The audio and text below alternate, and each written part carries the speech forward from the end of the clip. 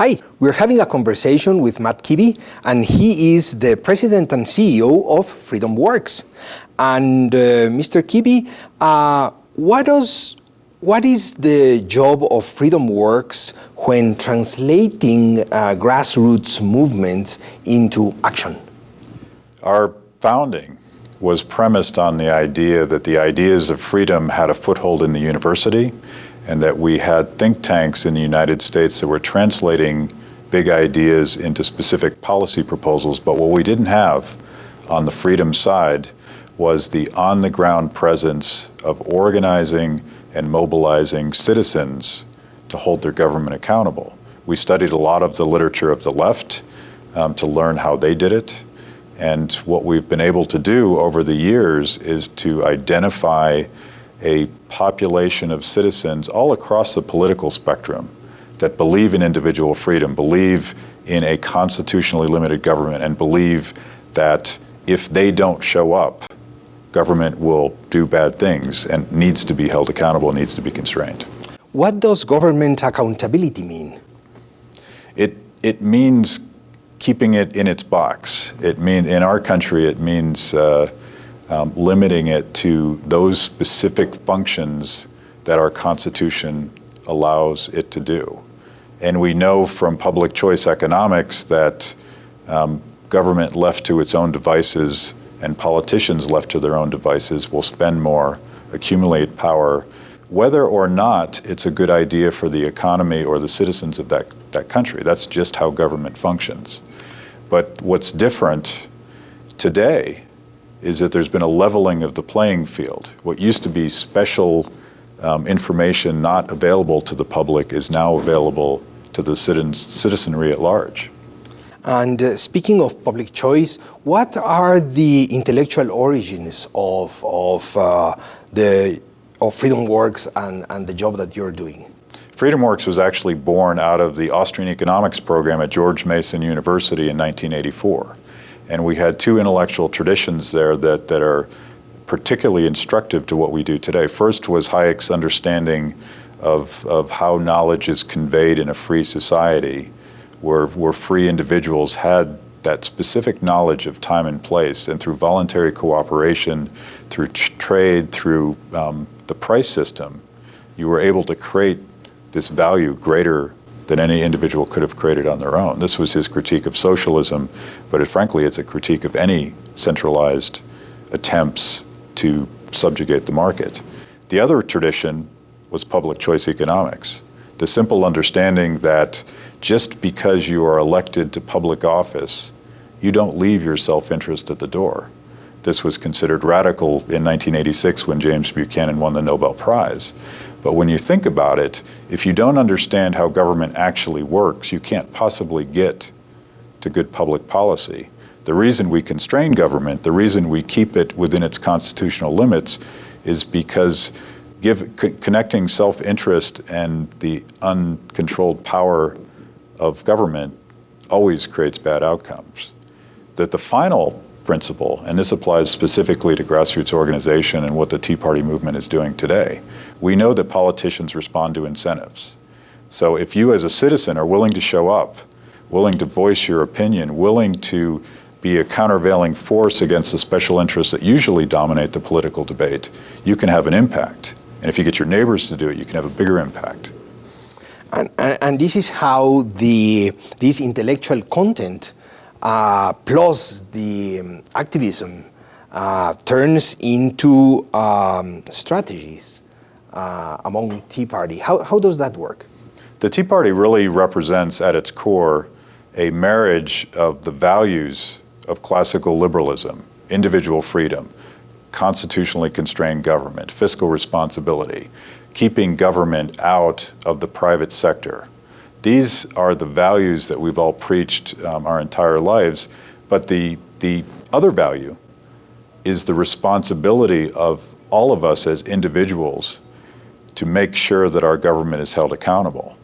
And that's really what explains the Tea Party ethos. How is it that so many people showed up and had such an impact already on the conversation that is happening in Washington, D.C.?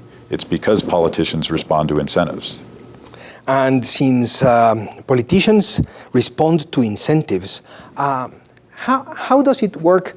How can people take government out of special interests and turn the attention of government to the real people, the real individuals and the people? This is really the impact that the internet has had on political discourse, not just in the United States, but across the world. It's essentially a leveling of the playing field that used to be dominated by what economists call concentrated benefits and dispersed costs. If you had a special interest in lobbying for a government earmark or a government favor or a regulation that would hurt your competitors, you had a concentrated benefit. You had a particular reason to go to the government, invest in government, develop relationships with government. And that's how government goes off the tracks. It's dominated by those special interests at the expense of the public interest. The dispersed costs are the citizens who pay the price for all of these special favors.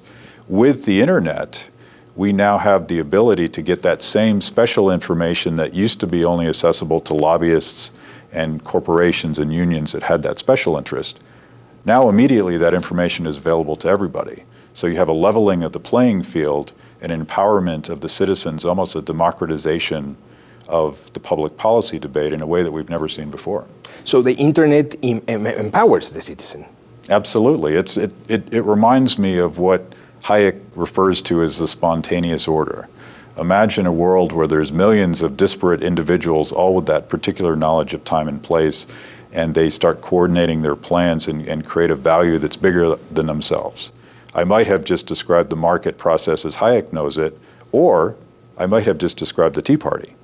It's the same process, and it's the internet, and it's the cheap access to information and the ability to socially network and connect with your neighbors. The economics is different today, which means that mere citizens can now dominate the debate in Washington, D.C. in a way that they've never been able to before.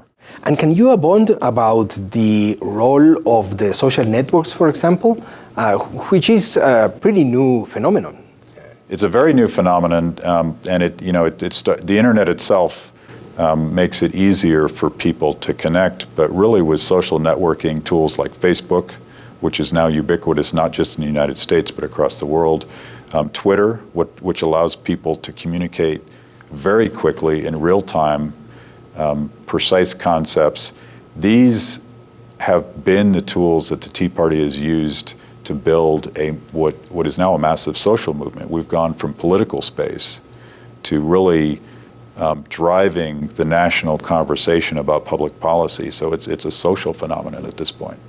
And you mentioned that this is not only in the US, and I think this is important because many people think that this technology is for the rich, for the developed, but we are seeing that this is not true. I mean, all over the world, this freedom of using communications is working to empower people. And can you tell us some anecdotes about that? Well, how it works? Yeah, well, here's a great example. Years ago, when we were organizing grassroots, it was all done through face-to-face relationships, maybe expensive mass mailings, maybe very expensive TV advertising. And by doing it that way, you were always talking to a lot of people that probably weren't interested in what you had to say to find those few people that were.